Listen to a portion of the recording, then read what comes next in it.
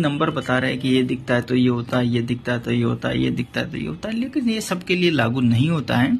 इसलिए आप इतने भ्रम में मत रहो कि वो नंबर आपको दिख गए तो आपके साथ में ऐसा हो जाएगा, ऐसा कुछ भी नहीं होगा। ठीक है, आप इस चीज को समझा करो। यूनिवर्स के जो संदेश होते हैं ना, वो अलग अलग तरीके से होते हैं, उनका सिस्टम थोड़ा अलग होता है।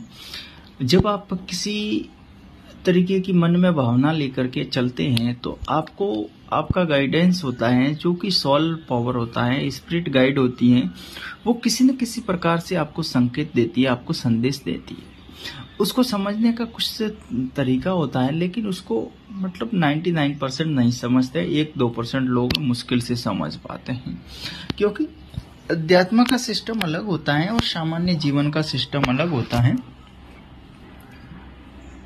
इसलिए ये सिस्टम नहीं समझ में आता है। वो किसी न किसी तरीके से संख्यात्मक रूप से, चित्रात्मक रूप से, या ऐसी कुछ वाइब्स की वजह से वो समझ में आता है कि ये कुछ न कुछ कहना चाहते हैं, या किसी न किसी प्रकार का कोई है जो आपको उसका जो रास्ता दिखा रहे हैं। मान लीजिए आप किसी काम से जा रहे हैं और आपको कोई ऐसा वहां पर काम है जो किसी संख्यात्मक पहलू से है, तो आपको उसका आभास होना, कुछ समय पहले से आभास होना शुरू हो जाता है किसी अन्य संख्या के रूप में। कहीं आप चाहे अपने बॉस देखिएगा, या कोई और चलता फिरता किसी पर, किसी दीवार पर, या कहीं ना कहीं तरीके से कुछ न कुछ उसका संकेत मिलता है।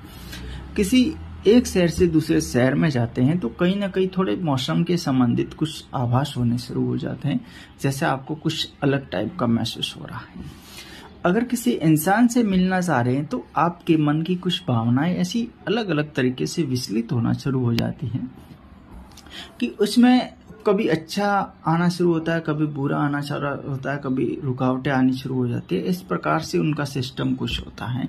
तो ये यूनिवर्स पावर्स होते हैं, उनके संदेश होते हैं, जिनमें आपको कुछ संख्या से संबंधित हो, चित्रा से संबंधित हो, भावना से संबंधित हो, मन की वासना से संबंधित हो, किसी न किसी प्रकार से उसके संकेत आने शुरू हो जाते हैं।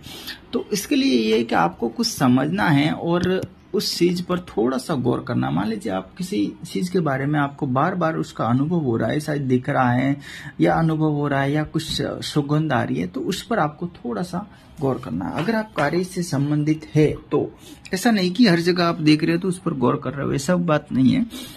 आप किसी कार्य से संबंधित आपका कुछ हो रहा है, तभी आप इस चीज पर थोड़ा गौर करके उस चीज को सुलझाइएगा, उसका सॉल्यूशन उसमें आपको मिल जाता है। ये एक सामान्य सी स्थिति होती है जो बहुत से लोगों के साथ में घटित होती है।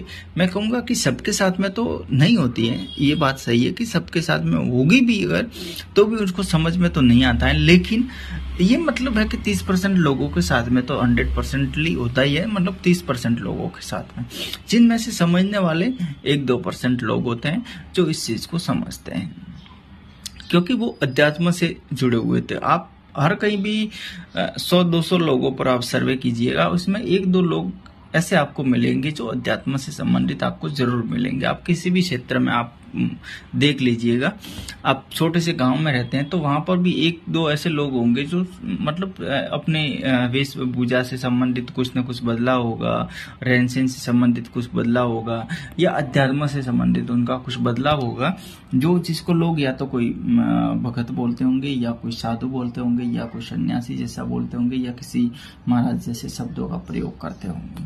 क्योंकि ऐसे कम लोग होते हैं जो इस चीजों को समझते हैं, और उनको कुछ रहस्य भी पता होते हैं, क्योंकि उनका जो ध्यान होता है ना वो किसी अलग तरीके का होता है, उनकी वाइब्स होती है वो अलग तरीके की होती है। तो ये सिस्टम होता है कुछ समझने का, अध्यात्म समझने का होता है, उनसे कुछ संबंधित जो अपनी स्पिरिट गाइड होती है उससे संबंधित कुछ संकेत होगा।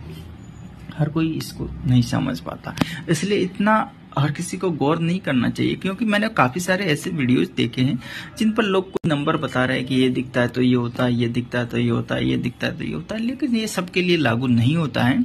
इसलिए आप इतने भ्रम में मत रहो कि वो नंबर आपको दिख गए तो आपके साथ में ऐसा हो जाएगा, ऐसा कुछ भी नहीं होगा। ठीक है, आप इस चीज को समझा करो।